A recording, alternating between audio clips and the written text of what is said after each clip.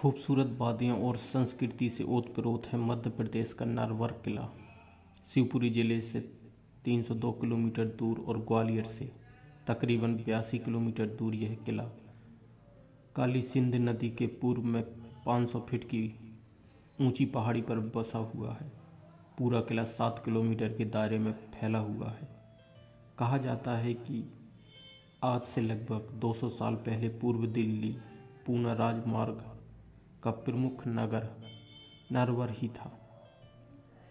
महाभारत में किले की चर्चा राजा नल की राजधानी के रूप में की गई। नरवर को नलपुल नाम से जाना जाता था। यहाँ की संस्कृति के अभिलेखों से जगह के नाम के बारे में पता चलता है। 12वीं शताब्दी में इस पर कछवाहा, परिहार और तोमर शासकों का अधिकार रहा। काफ़ी समय तक इस पर मुगलों ने भी राज किया। फिर 18वीं से 19वीं शताब्दी में किला मराठाओं सिंधियों के अधीन आ गया। किले को कछवाहा शासकों ने बनवाया था। इसका पूरा डिजाइन राजपूताना है। नरवर किला को नल और दमयंती की प्रेम कहानी की वजह से भी जाना जाता है। दमयंती विदर्भ देश के राजा भीम की पुत्री थी। वहीं नल निषाद के राजा वीरसेन के पुत्र थे। कहा जाता है कि दोनों ही बहुत रूपवान थे। उनकी सुंदरता की चर्चा दूर दूर तक फैली हुई थी। दोनों एक दूसरों की सुंदरता के बारे में सुनकर ही एक दूसरे को बिना देखे ही प्रेम करने लगते थे। जब दमयंती के स्वयंवर का आयोजन हुआ तो उसमें इंद्र, वरुण, अग्नि तथा यम भी आए। चारों स्वयंवर में नल का चेहरा धारण करके आए थे। नल की तरह दिखने वाले 5 पुरुषों को देखकर दमयंती डर गई। कहा जाता है कि दमयंती के प्यार में इतनी ताकत थी कि उसने देवताओं से शक्ति मांगकर अपने असली प्रेम को पहचाना और उससे शादी कर ली। दोनों कुछ समय तक ही साथ रह पाते और फिर एक दूसरे से अलग हो जाते। नल अपने भाई पुष्कर से जुए में सब कुछ हार कर जाता है, जिसके बाद दमयंती किसी राजघराने में रहती है और फिर अपने परिवार के साथ रहने लगती है। लेकिन अपना सब कुछ हार जाने के बाद नल गायब हो जाता है। नल को ढूंढने की बात करके दमयंती के पिता उसके स्वयंवर की घोषणा कर देते हैं। दमयंती से अलग होने के बाद नल को कंकोटक नाम के सांप ने काट लिया होता है, जिसकी वजह से उसका रंग काला पड़ जाता है और उसे कोई पहचान नहीं सकता था। वह बाहुक नाम से सारथी बनकर विदर्भ पहुंचा।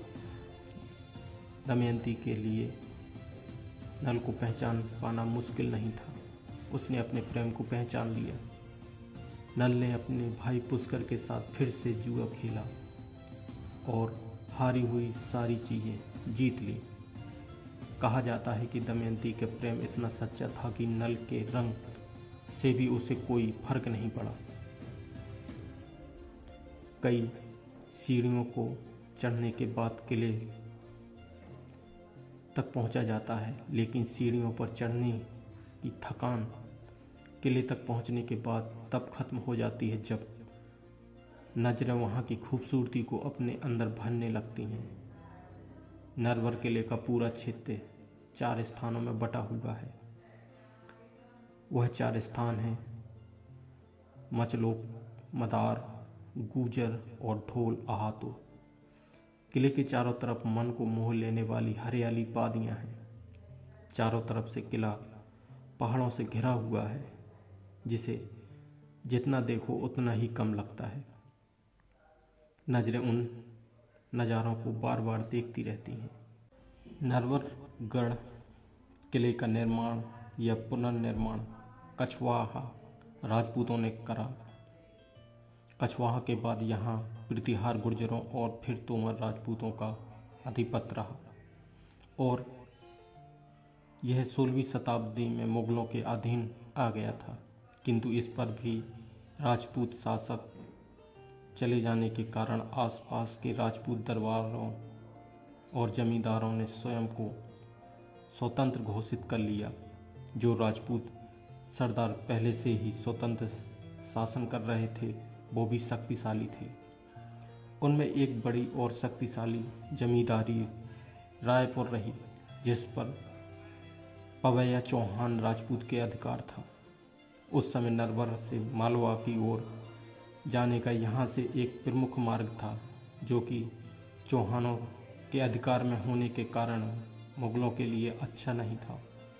मुगलों के अनेक प्रयासों के बाद भी वो कुछ न कर सके और मुगल चौहानों तथा अन्य शक्तिशाली राजपूत सरदारों के कारण कमज़ोर हो रहे थे। नरवर राजपूतों का राज्य रहा, इसलिए राजपूत सरदार पुनः उस पर राजपूत शासन करने लगे। रायपुर के चौहान निरंतर अपनी सीमाओं का विकास कर रहे थे और शक्ति में वृद्धि कर रहे थे और संभवतः चौहान जल्द ही नरवर पर अधिकार कर लेते, किंतु कालांतर में 19वीं शताब्दी के आरंभ में यहाँ मराठा सरदार सिंधिया ने अधिकार किया और चौहानों से रक्षित करने का प्रयास किया। किंतु लोक कथाओं से पता चलता है कि चौहानों ने मराठाओं को भी कभी कर नहीं दिया और मराठाएं भी यहाँ राजपूतों के प्रभाव के कारण मुगलों को यहाँ से परास्त और उनका पूर्णतः शासन समाप्त करने के बाद भी राजपूतों के ठिकानों पर अधिकार नहीं कर पाए। आला काब में नरवरगढ़ को मोहरमगढ़ भी कहा गया है, जहाँ के राजा मोतीमल का नाम का राजा माना जाता था। नरवर किला बुंदेलखंड से पहले एक मध्य भारत के ग्वालियर किले के बाद दूसरे नंबर का है। नरवर दुर्ग नाग राजाओं की राजधानी थी। यहाँ 9 नाग राजाओं ने राज किया। ये राजा के नाम इस प्रकार हैं: भीमनाग, खुर्जनाग, वत्सनाग, स्कंदनाग, बृहस्पतिनाग, गणपतिनाग, व्याघ्रनाग, वासुनाग और देवनाग। इनके बाद समुद्रगुप्त से नाग राजाओं का आक्रमण किया और इस वंश को समाप्त कर किले को अपनी अधीन कर लिया। इस बारे में इलाहाबाद के स्तंभ में भी इसके उल्लेख मिलते हैं। दोस्तों, इसकी एक पौराणिक कथा भी है। महाभारत कालीन नरवर का उल्लेख श्री हर्ष रचित नैषधीय चरित्रम में निषाद नगर या निषाद देश के नाम से विस्तार पूर्वक मिलता है। प्रसिद्ध संस्कृत सूक्ति नरवर के राजा नल द्वारा अपनी पत्नी दमयंती को भी कही गई है। नरवर का किला भारतीय किलों की शान और अत्यंत प्राचीन हुआ सबसे सुरक्षित किला माना जाता है। विदेशी यात्री टिफिन थलर ने नरवर किले की सुरक्षा के बारे में वर्णन करते हुए लिखा है कि नरवर किले को जीत पाना बेहद दुष्कर है। सुरक्षा की दृष्टि से इसका कोई जवाब नहीं। इस शहर को ऐतिहासिक महत्व भी हमेशा से बना रहा है और इसे 12वीं शताब्दी तक नालापुरा के नाम से जाना जाता था। इस महल का नाम राजा नल के नाम पर रखा गया, जिनके और दमयंती की प्रेम कथाएं महाकाव्य महाभारत में पढ़ने को मिलती हैं। दोस्तों, यह अल किले के बारे में आपको जानकारी कैसी लगी हमें ज़रूर बताइएगा। अगर हमारा वीडियो आपको पसंद आया हो तो हमारे चैनल को लाइक और सब्सक्राइब ज़रूर कीजिएगा। नमस्कार।